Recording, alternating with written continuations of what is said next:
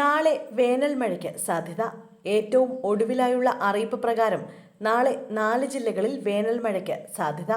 തിരുവനന്തപുരം, പത്തനംതിട്ട, എറണാകുളം, ഇടുക്കി എന്നീ ജില്ലകളിലാണ് നാളെ മഴ സാധ്യതയുള്ളത്. അതേസമയം നാളെ കേരള തീരത്ത് ശക്തമായ കടലാക്രമണത്തിന് സാധ്യതയുണ്ടെന്നും മുന്നറിയിപ്പുണ്ട്. ഇത് പ്രകാരം ഉയർന്ന തിരമാല ജാഗ്രതാ നിർദ്ദേശം പുതുക്കിയിട്ടുണ്ട്.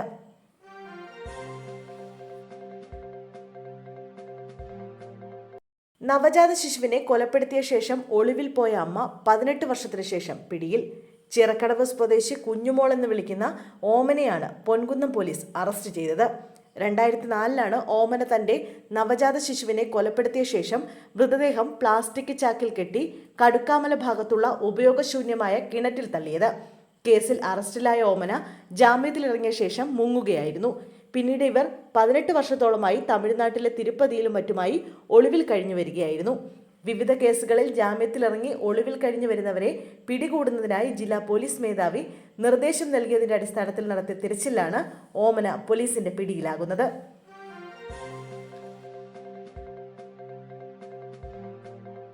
വനിതാ ഡോക്ടറെ മരിച്ച നിലയിൽ കണ്ടെത്തി. ഡോക്ടർ KE ഫെലിസ് നസീറാണ് മരിച്ചത്. കോഴിക്കോട് ഫറൂഖ് സ്വദേശിയാണ്. മേപ്പാടിയിലെ സ്വകാര്യ മെഡിക്കൽ കോളേജ് ആശുപത്രിയിലെ ഡോക്ടറായിരുന്നു. ആശുപത്രി ക്യാമ്പസിലെ വസതിയിലാണ് ഇവരെ തൂങ്ങി മരിച്ച നിലയിൽ കണ്ടെത്തിയത്.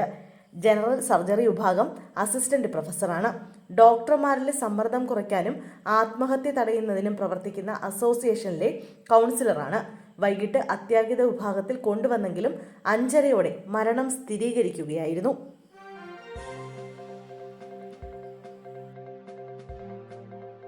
പ്രായപൂർത്തിയാകാത്ത പെൺകുട്ടിയെ തട്ടിക്കൊണ്ടുപോയി പീഡിപ്പിച്ച കേസിൽ യുവാവ് അറസ്റ്റിൽ. കൊല്ലം മുളവന ബിജുഭവനിൽ ശ്രീകുട്ടൻ എന്ന് വിളിക്കുന്ന BS സിദ്ധാർത്ഥാണ് പിടിയിലായത്. POCSO നിയമപ്രകാരമാണ് arrest. അമ്മയ്ക്കൊപ്പം അടൂരിലെത്തിയ പ്രായപൂർത്തിയാകാത്ത പെൺകുട്ടിയെ പ്രതി ബൈക്കിലെത്തി തട്ടിക്കൊണ്ടുപോയി സുഹൃത്തിന്റെ വീട്ടിലെത്തിച്ച് പീഡിപ്പിക്കുകയായിരുന്നു. കഴിഞ്ഞ ദിവസം വൈകിട്ട് കൊല്ലം സ്വദേശിനിയായ പെൺകുട്ടി അമ്മയോടൊപ്പം പാർത്ഥസാരഥി ക്ഷേത്ര ജംഗ്ഷന് സമീപത്തു കൂടി നടന്നു വരികയായിരുന്നു. മുൻപരിചയമുണ്ടായിരുന്ന യുവാവ് ഇവിടെ എത്തി പെൺകുട്ടിയുമായി ബൈക്കിൽ കടന്നു കളയുകയായിരുന്നു. സുഹൃത്തിന്റെ വീട്ടിലേക്കാണ് ഇവർ പോയത്. തുടർന്ന് പെൺകുട്ടിക്ക് 22 വയസ്സുണ്ടെന്ന് സുഹൃത്തിനെ തെറ്റിദ്ധരിപ്പിച്ച ശേഷം പെൺകുട്ടിയെ പീഡിപ്പിക്കുകയായിരുന്നു എന്നാണ് പോലീസ് പറഞ്ഞത്. പെൺകുട്ടിയുടെ അമ്മ പോലീസിൽ നൽകിയ പരാതിയിലാണ് അറസ്റ്റ്.